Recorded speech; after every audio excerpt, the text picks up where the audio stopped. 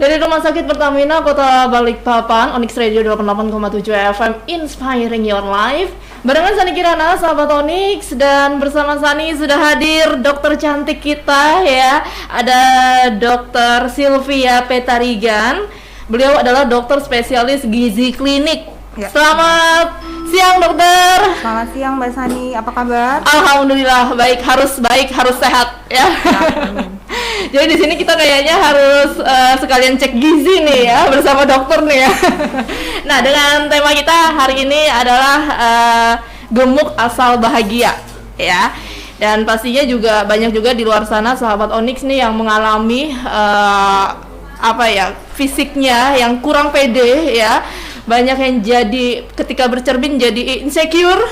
Nah, hari ini kita bakal ngebahas nih terkait kesehatan, terkait tentang fisik kita ya, gemuk asal bahagia, being positive or toxic positivity bersama Dr. Sylvia Petarigan. Dan pastinya juga beliau ini sudah lama aktif di Rumah Sakit Pertamina ini sendiri, Dok. Sebelumnya dulu saya pernah bekerja di sini juga.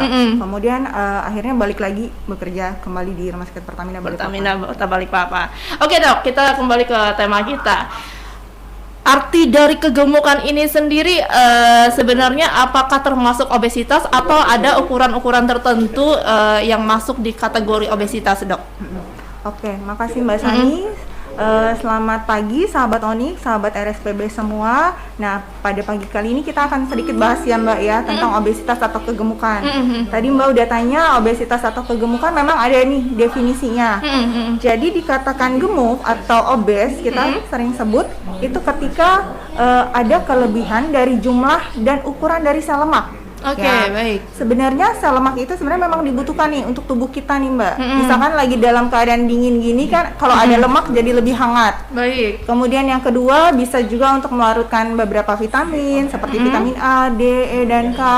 Kemudian juga kalau misalkan ada benturan ataupun ada kecelakaan, kalau ada lemak kan bisa melindungi organ-organ kita bagian vital. Nah, tetapi pada orang yang kegemukan, jumlah dan selnya itu terlalu berlebihan. Sehingga mengganggu kesehatan kita. Oke. Nah tadi dokter sempat menyatakan lemak itu bisa melindungi diri kita gitu. Nah ini lemak yang seperti apa dok? Apakah seluruh lemak itu memang baik buat diri kita? Jadi memang kalau di dalam tubuh kita memang ada proporsinya ya. Ada proporsi massa lemak, kemudian ada otot, tulang, air dan sebagainya. Tapi memang ada komposisi nih. Lemak harusnya sepersekian persen, kemudian otot harus sepersekian persen. Dan biasanya yang dianjurkan adalah pasti lemak yang baik untuk di dalam tubuh kita. Oke, jadi memang kalau kegemukan dan juga obesitas ini sebenarnya berbeda ya dokter ya. Nah, kalau untuk ukuran berat badannya sendiri itu yang dikatakan obesitasnya itu berapa dok? Nah, untuk sahabat Onyx, sahabat RSPB memang kalau kita katakan kegemukan itu memang ada penilaiannya. Jadi kita ada penapisannya dari indeks massa tubuh.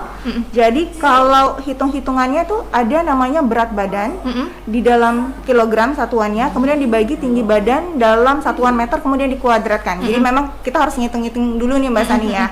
Nah, dikatakan kalau kegemukan itu atau obesitas ketika indeks massa tubuhnya lebih dari sama dengan 25. Sedangkan kalau berat badan normal idealnya itu adalah di 18,5 sampai 22,9. Jadi memang agak PR sedikit ya, kita harus hitung-hitung. Tapi dari situ kita bisa menapis atau kita bisa men-screening kegemukan apa enggak. Nah, itu yang pertama tuh, Mbak. Yang kedua sebenarnya paling gampang kita bisa lihat nih kita kegemukan apa enggak. Kita lihat nih perutnya buncit apa enggak. Atau enggak lingkar pinggang kita.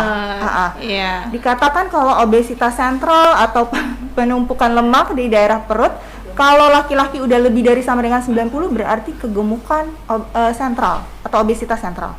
Kalau perempuan di atas lebih dari sama dengan 80 cm. Jadi sebenarnya bisa dilihat secara fisik ya dokter ya. Sahabat Onyx ya yang lagi menyaksikan atau lagi mendengarkan silakan bisa cek pinggangnya. Untuk laki-laki tadi berapa dokter? Kalau kegemukan sentral kalau laki-laki lebih dari sama dengan 90. Lebih dari sama dengan 90 ya. Lalu wanita lebih dari sama dengan 80. 80. Kalau misalnya masih di bawah situ berarti normal ya, dokter ya. Bukan dikatakan kegemukan ataupun obesitas. Tapi kalau sudah di atas dari yang dokter sebutkan tadi itu artinya ya kita harus jaga-jaga kesehatan kalau gitu ya. Mungkin diperlukankah diet itu dokter untuk kalau sudah baru sedikit saja mungkin naik di atas 80, apakah langsung melakukan beberapa program-program kesehatan? Ya, harusnya kalau bisa kita cegah lebih dini. Dengan pola hidup, makan sehat, olahraga dan sebagainya gitu. Tapi satu lagi nih Mbak, selain ukur lingkar pinggang, kita bisa juga periksa dengan alat komposisi tubuh. Ya, di Rumah Sakit Pertamina Balikpapan sendiri sebenarnya kita sudah tersedia alat komposisi tubuh, sehingga sahabat Onyx, sahabat RSPB semua bisa memeriksakan berapa sih lemaknya, berapa sih ototnya, jadi lebih enak memeriksanya. Jadi kita tahu nih lebih detail kita kegemukannya seperti apa. Kegemukannya di mana nih? Nah, jadi di daerah mana? Betul, hanya daerah situ saja yang dikurangi dokter atau ya. Bagian sini lengan atau bagian perut atau apa. Jadi kita ada alat komposisi tubuh di RSPB sehingga sahabat Onyx, sahabat RSPB bisa berkunjung. Betul. Jadi RSPB atau Rumah Sakit Pertamina Balikpapan juga sudah menyediakan layanan ya dokter ya untuk kamu yang kemungkinan sudah ngerasa dirinya obesitas ataupun mungkin sudah ngerasa buncit ya bisa langsung datang ke Rumah Sakit Pertamina Kota Balikpapan. Dan sahabat Onyx jangan kemana-mana, kita bakalan kembali bersama Dr. Sylvia dengan tema kita yaitu gemuk asal bahagia. So stay tune di 88,7 FM. Onyx Radio 88,7 FM Inspiring Your Life masih disiarkan secara langsung dari Rumah Sakit Pertamina Kota Balikpapan ya. Selamat siang buat sahabat Onyx yang baru aja stay tune di 88,7 FM. Ada Dr. Sylvia di sini yang sudah hadir bersama kita untuk membahas temanya sangat menarik ya, yaitu gemuk asal bahagia. Jadi memang ada beberapa faktor yang bisa dikatakan kalau diri kita itu adalah kegemukan ataupun obesitas ya. Salah satunya kita bisa langsung lihat saja dengan perut kita ya, apakah buncit, tadi sudah dijelaskan juga sama dokter. Nah mungkin sahabat Onyx baru aja nih dengar atau stay tune di 88,7 FM nih dokter. Untuk parameternya sendiri bisa nggak dijelaskan kembali terkait untuk kita tahu apakah kita ini obesitas atau tidak? Jadi tadi yang saya sebutkan pertama parameternya kita bisa lihat ya dari indeks massa tubuh ya. Jadi tadi ada hitung-hitungannya berat badan, kemudian dalam satuan kilogram kita bagi itu ke tinggi badan dalam satuan meter kemudian dikuadratkan. Kemudian yang kedua adalah dengan pengukuran lingkar pinggang. Jadi itu cara yang paling sederhana. Kalau pada laki-laki lebih dari sama dengan 90 cm berarti terkena obesitas sentral. Sedangkan kalau pada perempuan lebih dari sama dengan 80. Nah, kemudian yang ketiga ada alat untuk pemeriksaan komposisi tubuh sehingga kita bisa lebih detail, kita bisa tahu berapa sih massa lemaknya, berapa sih massa ototnya, dan di RSPB sudah memiliki alat itu. Itu alatnya seperti apa sih dok pengecekannya? Alatnya itu biasanya tuh seperti timbangan Mbak, tapi timbangan yang revolusioner. Jadi kita kayak nimbang naik di atas alat itu, kemudian kita kayak megang stang motor. Jadi nanti ada arus yang menghantarkan sehingga kelihatan tuh nanti massa lemaknya berapa. Jadi tinggal kita lihat. Jadi bisa terdeteksi ya apakah beratnya di bagian lengan, lemaknya terbanyak di bagian paha. Jadi bisa sahabat Onyx ketika ingin melakukan pengurangan lemaknya tersebut bisa tahu ini di daerah mana gitu. Apakah sebelumnya harus dilakukan konsultasi dulu nih dok? Sebaiknya kita akan lakukan konsultasi dulu ya. Biasanya pasien yang akan datang ke poligizi terutama biasa kita akan lakukan tuh kita tanya-tanya dulu nih kebiasaan makannya gimana, kemudian kita timbang berat badan, tinggi badan, baru nanti kita lakukan nih pemeriksaan komposisi tubuh itu tadi ya. Nah ngomongin tentang komposisi tubuh itu untuk laki-laki dan perempuan ini ada perbedaannya nggak dok? Jadi memang pada laki-laki dan pada perempuan itu memiliki proporsi yang berbeda. Jadi kalau pada laki-laki biasanya proporsi ototnya itu lebih besar, sedangkan kalau pada wanita lemak. Nah, kemudian yang kedua, pada laki-laki itu biasanya kegemukannya itu bersifat sentral, Mbak Sani. Jadi kegemukannya itu biasanya di perut. Ya, sedangkan kalau pada perempuan biasanya di pinggang, kemudian di paha. Ya, nah itu biasa bibit, lengan. Nah itu kalau bapak-bapak biasanya di perut. Nah ya, itu betul. memang ada distribusi persebaran lemak yang berbeda antara laki-laki dan wanita. Oke, itu artinya memang perempuan ini agak menyebar ya, Dok? Ya, memang proporsi lemak pada wanita lebih banyak dibandingkan laki-laki. Jadi berarti lebih cepat gemuk atau lebih gampang gemuk perempuan atau laki-laki? Jadi kenapa sih pada wanita proporsi lemak itu lebih banyak? Karena kalau wanita punya cadangan energi untuk nanti ketika misalkan hamil, kemudian melahirkan, menyusui kan butuh cadangan energi lemak, sehingga makanya proporsi lemak pada wanita itu lebih banyak dibandingkan laki-laki kan tidak melahirkan dan sebagainya. Jadi terkait hormon biasanya. Terkait hormon. Nah, Dok, apa sih yang memfaktori kalau buat tubuh kita ini gampang gemuk? Itu tuh yang lebih gampang itu dari makanan kah, lifestyle kah, atau apa ini, Dok? Ya. Jadi kenapa sih seorang itu bisa kegemukan atau enggak? Biasanya penyebabnya berarti akibat adanya ketidakseimbangan ya antara makanan yang kita masuk ke dalam tubuh sama dengan energi yang harus kita keluarkan ya. Karena tidak seimbang biasa makanannya itu terlalu banyak sedangkan energinya sedikit yang kita keluarkan sehingga terjadi kegemukan. Nah, untuk supaya tidak terjadi kegemukan makanya kita harus ganti nih timbangan. Tadinya kan segini ya, makanannya terlalu banyak, energinya rendah. Jadi harus kita ganti energinya, kita tinggikan, yang kita keluarkan seperti aktivitas dan makanan yang kita konsumsi sedikit. Nah, tetapi di antara keseimbangan itu memang ada banyak faktor yang mempengaruhi, Mbak. Ya, yang pertama misalkan faktor genetik, ya, faktor keturunan. Kemudian ada faktor hormon. Ketiga juga ada yang namanya faktor lingkungan. Karena ternyata faktor lingkungan itu yang paling berperan terhadap obesitas, yang menyebabkan obesitas apalagi di zaman modern sekarang. Pengaruhnya tinggi ya, Dokter ya. Apalagi kalau ngelihat sebelah kayaknya makan enak terus gitu ya. Apalagi kalau misalkan setiap hari kita terima undangan makan. Betul. Ya, undangan makan, mau nggak mau kita makan bukan karena lapar, tapi karena mau nggak mau keinginan karena hanya lapar mata. Betul. Ya, bukan lapar karena perut. Betul. Kemudian belum lagi kalau di meja kerja kita udah disuguhkan minuman yang manis ataupun makanan yang tinggi gula, cemilan ya. Sehingga faktor lingkungan itu yang paling berperan menyebabkan obesitas. Dan kebiasaan juga itu ya, berpengaruh. Betul, kebiasaan sambil nonton ngemil ya. Kebiasaan kreativitas ya. Betul, apalagi kalau sudah masa pandemi begini ya, Dokter ya. Kayaknya di rumah terus. Ini berpengaruh nggak sih, Dok? Tapi kan kita melakukan juga aktivitas nih, melakukan aktivitas di rumah, tapi banyak juga makannya. Nah, kalau di masa pandemi begini, apa yang harus kita hindari, Dok? Nah, ya, yang pertama gini, Mbak. Pada masa pandemi ini memang banyak pasien-pasien juga yang datang ke poli itu berat badannya meningkat. Kenapa?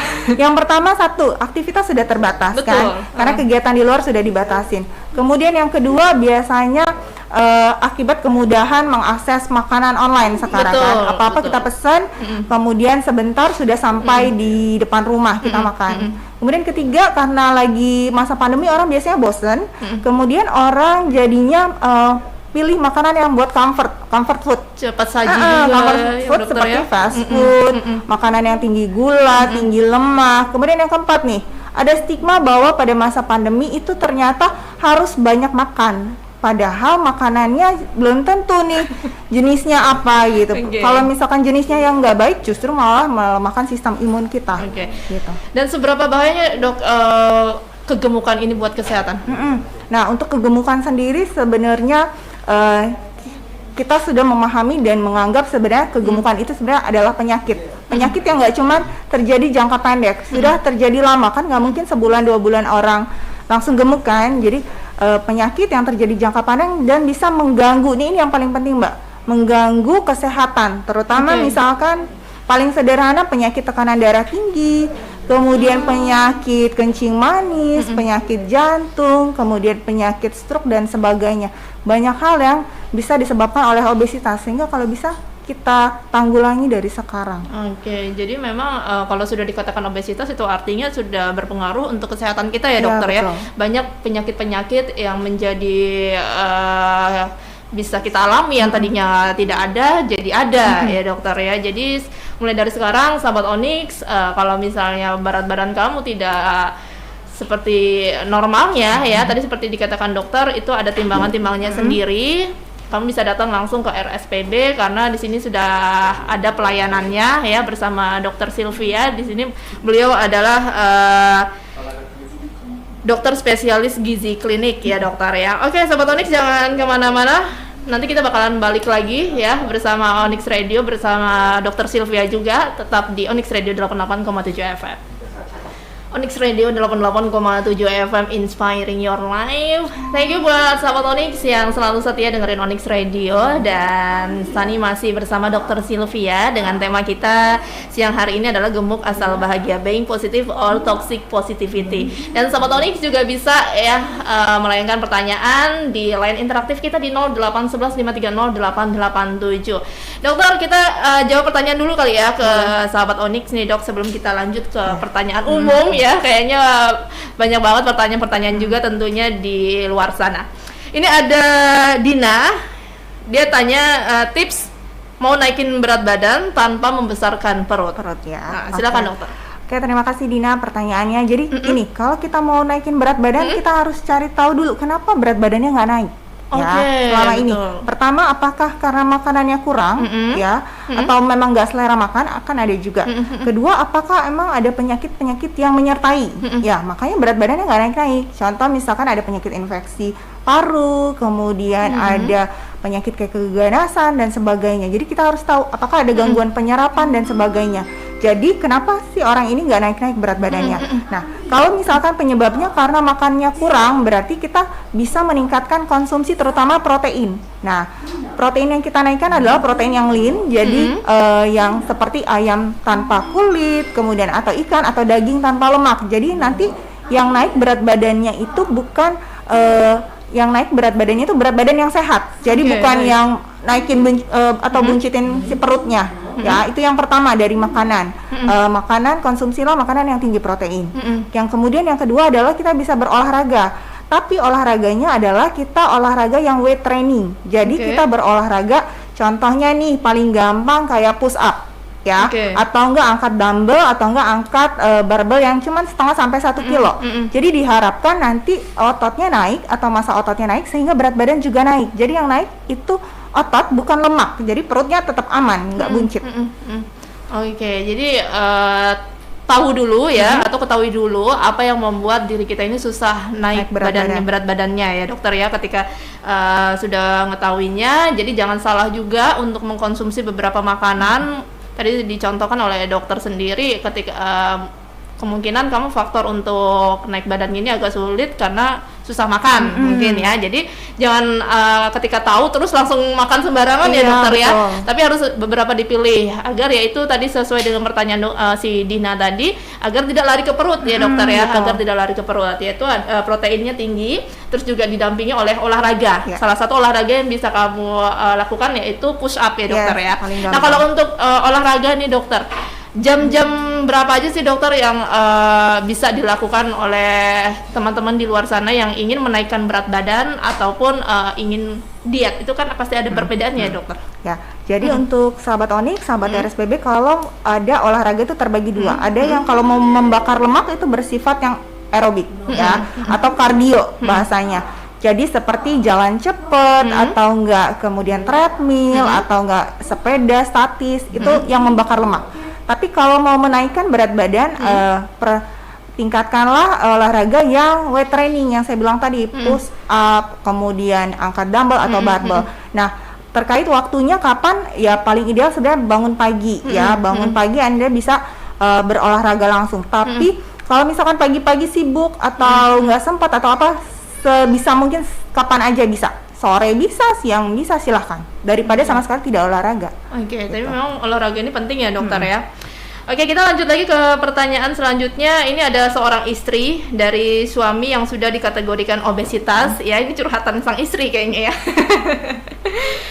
Tingginya 165 cm dan berat badannya mencapai 117 kg. Sudah beberapa kali ganti metode diet, tapi yang didapat beratnya itu turun, terus naik lagi. Itu artinya berarti gampang ya naik turun ya dokter ya.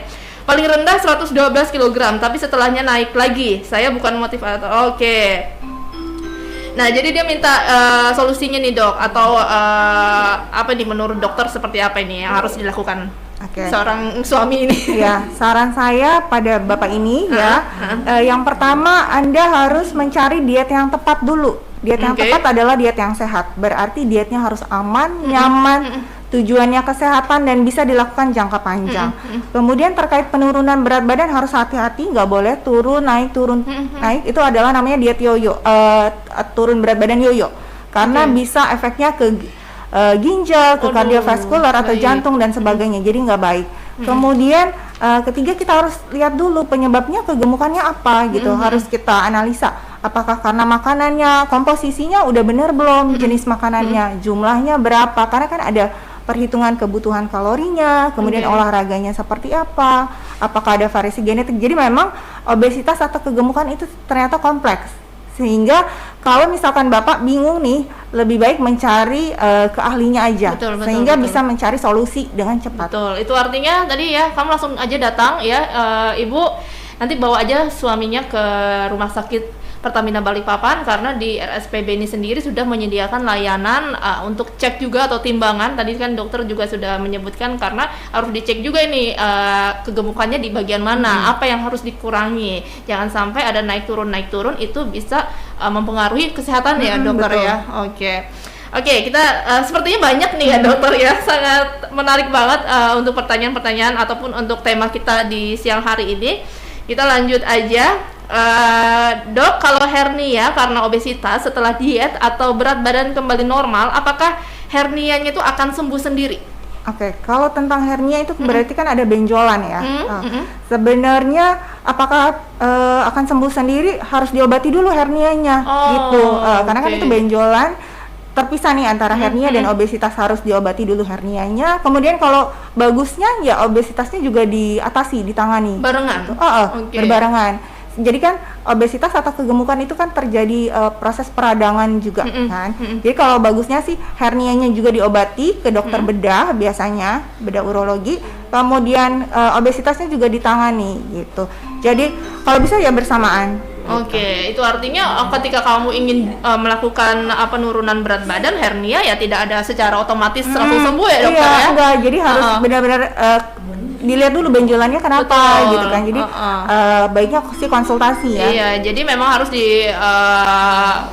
diberikan obat sendiri ya dokter ya, beda dengan untuk melakukan penurunan berat badan ini dibedakan gitu. Oke, satu lagi nih dok, mau tanya, kalau misalnya banyak pikiran itu berpengaruh nggak sih obesitas? Ya. Stres kali ya? Ya, jadi untuk obesitas atau kegemukan sendiri memang saya bilang ya tadi faktornya banyak. Nggak hanya tentang terkait makanan, olahraga, kemudian juga genetik, lingkungan, ada juga faktor stres ternyata Mbak. Dan maka dari itu Rumah Sakit Pertamina Balikpapan kita akan melakukan pelayanan obesitas itu lebih timnya terpadu, lebih komprehensif, di mana kita nggak hanya melibatkan dokter spesialis gizi aja, kita ada bagian psikiatrinya untuk menangani adanya kayak gangguan makan atau kebiasaan makan yang tidak bisa diubah, atau enggak adanya depresi akibat kegemukan atau enggak stres, itu mempengaruhi. Oke, Gitu. berarti juga kegemukan stres ini juga mempengaruhi kegemukan ya? Saya pikir cuma bisa mempengaruhi berat badan jadi turun ya dok? Ya. Jadi kurus ya? Jadi ada beberapa tipe, ada orang yang stres dia nggak mau makan, ada yang stres malah makin banyak makannya. Ya. Betul. Oke, menarik banget ya. Jadi sahabat Onyx, kamu thank you juga yang sudah hadir di 0811 530 887. Semoga jawaban dari ataupun solusi dari Dokter Sylvia di sini bisa mengobati ataupun menjadi solusi juga buat kalian yang lagi mengalami kegemukan. Tapi ingat, walaupun gemuk tetap bahagia ya. Jangan kemana-mana, tetap di Onyx Radio 88,7 FM. Onyx Radio 88,7 FM, inspiring your life. Kita sudah masuk di sesi terakhir ya bersama Dr. Sylvia dengan tema gemuk asal bahagia, being positive or toxic positivity. Oke dok, memang banyak banget pertanyaan-pertanyaan juga dari sahabat Onyx di luar sana ya, karena menarik banget tema kita. Jadi sahabat Onyx juga silakan, kita masih bisa menerima pertanyaan via interaktifnya di 0811 530 887. Di sekarang kan masa pandemi saat ini, memang tadi dokter sendiri sempat menyampaikan banyak banget nih pasien yang datang karena tiba-tiba gemuk gitu ya, tiba-tiba menggemuk. Dan untuk obesitas ini sendiri, apakah dari anak kecil sampai orang tua ini rentan dok atau gimana? Ya. Jadi obesitas atau kegemukan sendiri ternyata bisa terjadi sudah sejak dini ya. Oke. Baik tadi kata Mbak Sani mulai dari anak, kemudian remaja, dewasa bahkan lanjut usia. Dan harus hati-hati nih Mbak Sani bahwa ternyata angka kejadian obesitas pada anak itu meningkat pesat ya, apalagi di masa pandemi seperti ini. Dan itu beda penanganan orang yang obesitas pada saat dewasa dengan obesitas atau gemuknya mulai dari kecil kemudian sampai dewasa juga gemuk, penanganannya berbeda. Jadi butuh usaha yang lebih keras. Jadi harus hati-hati terutama obesitas pada anak. Oke. Nah, penanganan sendiri ini seperti apa, Dok? Yang paling riskan atau yang paling sulit dilakukan penanganan itu di usia berapa? Sebenarnya gini, kalau seiring bertambahnya usia maka terjadi perubahan komposisi tubuh ya. Memang ketika bertambah usia sudah mulai 40-50 ke atas memang komposisi massa lemak akan semakin meningkat sehingga massa ototnya makin turun sehingga menyebabkan pembakaran atau metabolisme juga mulai melambat. Tapi bukan berarti tidak bisa menurunkan berat badan, bisa, tapi ada trik-trik khususnya gitu. Nah, trik seperti apa yang bisa kita lakukan, apalagi kan ini ya itu tadi bisa kita kembali yaitu masa pandemi ini. Apa dari dokter sendiri, apa yang bisa kita lakukan untuk menghindari hal tersebut terjadi? Jadi yang pertama udah pasti ya, kalau kita mau turunkan berat badan, prinsipnya adalah lakukan pola makan yang sehat. Ya, pola makan yang sehat adalah yang gizi seimbang dan kemudian bervariasi. Itu yang satu. Kemudian yang kedua juga berolahraga. Olahraga kombinasilah olahraga baik yang aerobik maupun yang weight training tadi. Kemudian yang ketiga juga tadi Mbak bilang sempat mention kurangi stres. Ya, karena itu berpengaruh juga. Kemudian faktor tidur, kemudian kebutuhan cairan minuman, nah itu juga mempengaruhi sih. Kalau semuanya terpenuhi maka penurunan berat badan juga bisa maksimal gitu. Tapi memang kalau pada usia-usia tertentu kita memang ada pemilihan olahraganya masing-masing kan beda ya. Kalau yang muda mungkin bisa lebih aktif aerobiknya, tapi kalau yang lanjut usia kita sesuaikan juga. Oke, gitu. mungkin lebih ke lifestyle-nya harus diperhatikan ya dokter ya, disesuaikan dengan usianya. Oke, kita lanjut ke pertanyaan dulu nih. Pagi dok, ketika seorang wanita hamil dan ia dalam kondisi obesitas, yang dikhawatirkan adalah adanya perubahan metabolisme di tubuhnya dan ia bisa terkena hipertensi, diabetes, atau bahkan bisa mengalami keguguran karena hormon yang tidak seimbang. Mohon sarannya dokter, apakah benar yang menurut beliau nih? Jadi pada ibu hamil sebenarnya kita punya target nih kenaikan berat badan. Biasanya harus kita tanya dulu berat badan sebelum hamilnya berapa sehingga kita punya acuan. Ternyata apabila misalkan pada saat sebelum hamil sudah kegemukan, jadi kita punya target. Mungkin tidak terlalu banyak, mungkin sekitar 5-7 kilo sehingga tidak terjadi yang tadi hipertensi atau preeklamsi, diabetes gestasional gitu, diabetes kehamilan, kemudian dan sebagainya. Sehingga itu harus diatur sih sehingga berat janinnya bertambah, ibu juga tetap sehat gitu. Oke. Berpengaruh nggak dok dengan bayinya sendiri? Kalau pada obesitas kehamilan, apalagi kalau diabetes, ada preeklamsi berpengaruh. Sangat gitu. berpengaruh. Berpengaruh. Harus hati-hati, ada gawat janin dan sebagainya. Oke, itu artinya kalau sudah ngerasa diri sudah obesitas ketika ketika hamil sudah langsung datang ke dokter ya atau datang ke rumah sakit. Oke, terima kasih buat sahabat Onyx yang sudah gabung ya. Kita juga masih punya kesempatan, tapi kita lanjut lagi nih di terkait usia-usia ataupun kapan saja sih dan siapa saja yang bisa terjadi kegemukan ini ya. Di usia 30 tahun saya sempat baca tuh dok artikelnya itu rentan sekali untuk naik badannya, dan di usia 40 tahun itu sangat sulit untuk menurunkan berat badannya. Itu apakah benar dan penjelasannya dok? Sebenarnya tidak ada patokan maksudnya berapa angkanya gitu, tapi memang hanya dijelaskan semakin bertambah usia maka terjadi perubahan komposisi tubuh. Tapi bukan berarti tidak bisa, tetap bisa. Usia 50 tahun, usia 60 tahun bila mau turun berat badan seharusnya tetap bisa, asal yang saya bilang tadi komposisinya makanannya dipilih yang benar. Oke, dokter, ini kan terkait dengan tema kita yaitu kegemukan tetap bahagia ya. Ini gemuk asal bahagia ya tema kita pada siang hari ini. Ini maknanya sendiri itu seperti apa dok? Gemuk asal bahagia ini maksudnya seperti apa?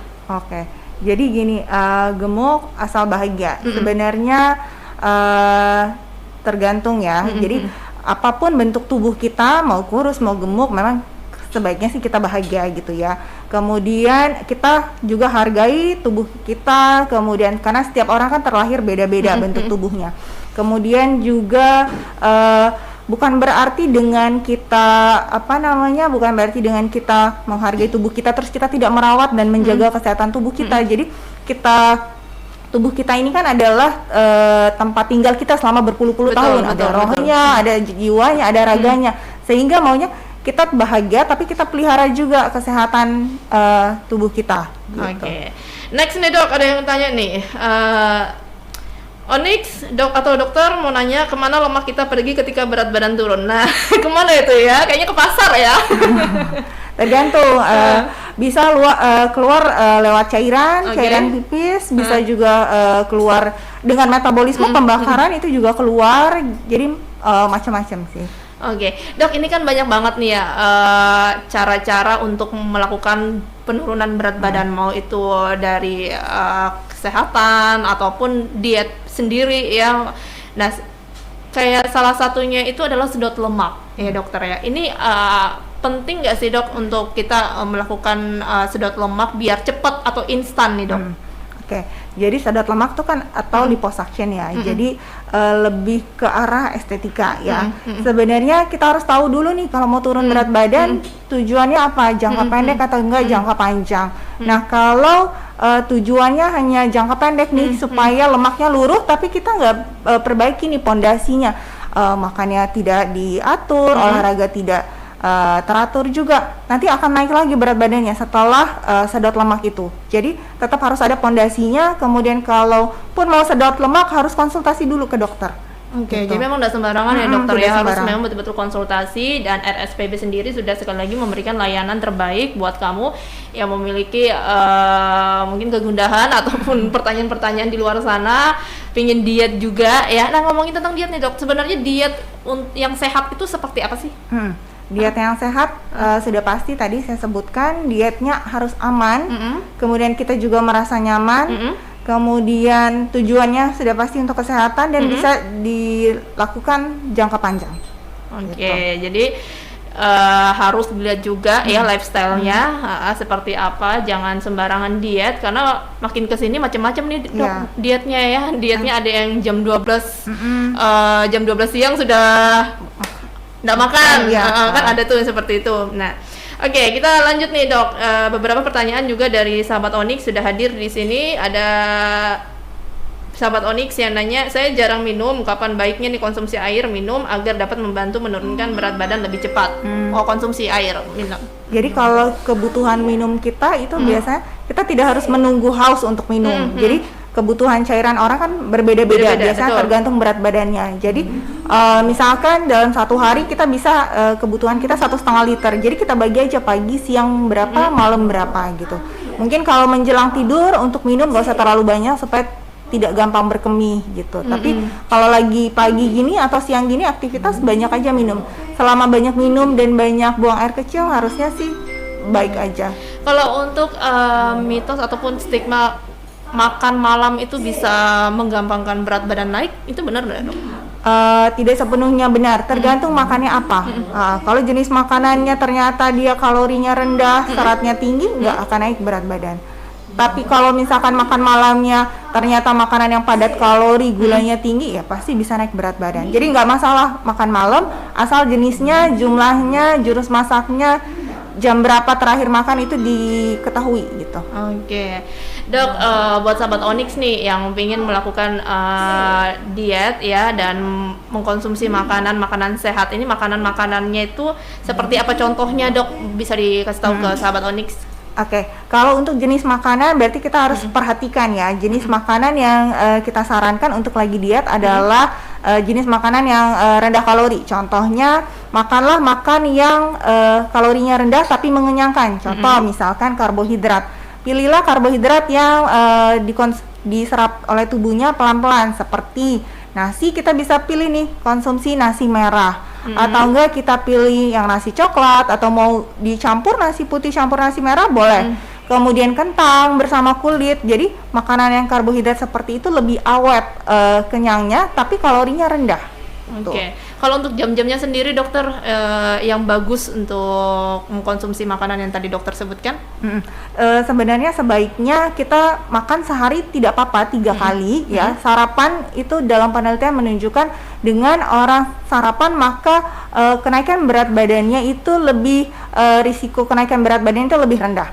Kemudian yang kedua, sehari 3 kali makan dan 2 kali selingan gitu. Misalkan seperti biasa aja kita makan jam 7 atau jam 8. Kemudian nanti jam 10 kita ada makan selingan buah, jam 1 kita makan siang kembali, kemudian nanti jam 6 atau jam 7 malam kita makan malam, terus nanti jam-jam sekitar jam 3 sore kita ada selingan buah lagi. Sebenarnya seperti itu nggak apa, asal disiplin.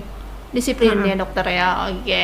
Dokter terakhir nih, closing statement untuk disampaikan ke sahabat Onyx ya, dengan tema kita hari ini adalah gemuk asal bahagia. Silakan dokter. Oke, bagi sahabat Onyx, sahabat RSPB semua yang mengalami obesitas, Anda belum terlambat.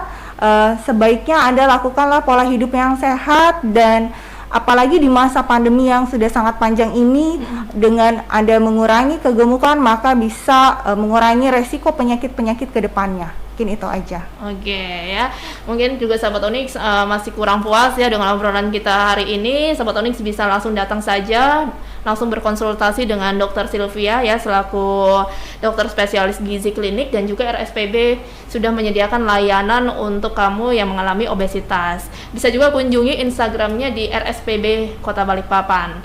Sahabat Onyx, thank you buat kamu yang sudah hadir di Onyx Radio 88.7 FM. Dokter, terima kasih banyak ya, ilmunya sangat berkualitas sekali, dan sahabat Onyx juga tertarik sekali dengan tema kita pada siang hari ini, dan semoga next lagi kita bakalan ketemu dengan tema-tema berikutnya.